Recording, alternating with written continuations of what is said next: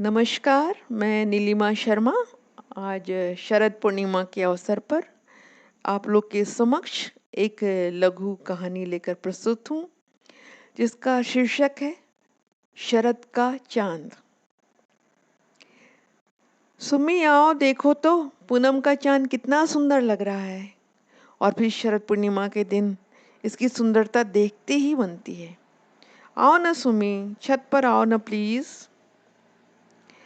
सुयश पत्नी सुमी को मोबाइल से फोन करके बुला रहा था। सुमी खीर का कटोरा लेकर अनमनी सी छत पर आती है और चांद को देखकर सुयश से कहती है, हाँ है तो बहुत सुंदर ये चांद, पूरा स्वरूप नजर आ रहा है। पर ग्रहण भी तो पूर्ण पर ही लगता है ना। सुमी मानो खुश होने से डर रही थी। उसकी आंखों के सामने 3 साल पहले की शरद पूर्णिमा का दृश्य बार बार आ रहा था, जब सुमी सुयश के साथ स्कूटर में घूम रही थी। चांदनी रात में अपने मंगेतर के साथ उसे घूमना बहुत भा रहा था। अभी दोनों एक दूसरे के साथ का मजा ले ही रहे थे कि अचानक से एक तेज रफ्तार की कार ने पीछे से टक्कर मार दी।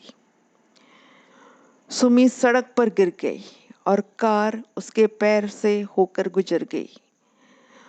सुमी दर्द के मारे बेहोश हो गई और जब आंख खुली तो उसे पता चला कि उसका दायां पैर कट चुका है। अब सुमी सुयश से विवाह करने के लिए जरा भी तैयार नहीं थी, पर सुयश पीछे नहीं हटा और सुमी को शादी के लिए राजी करके ही माना। दुर्घटना के 1 बरस बाद उन दोनों ने विवाह कर लिया।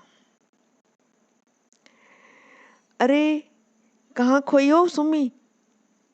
कंधा हिलाते हुए सुयश ने पूछा तो सुमी वर्तमान में लौट आई, लेकिन उसकी आंखें नम थीं।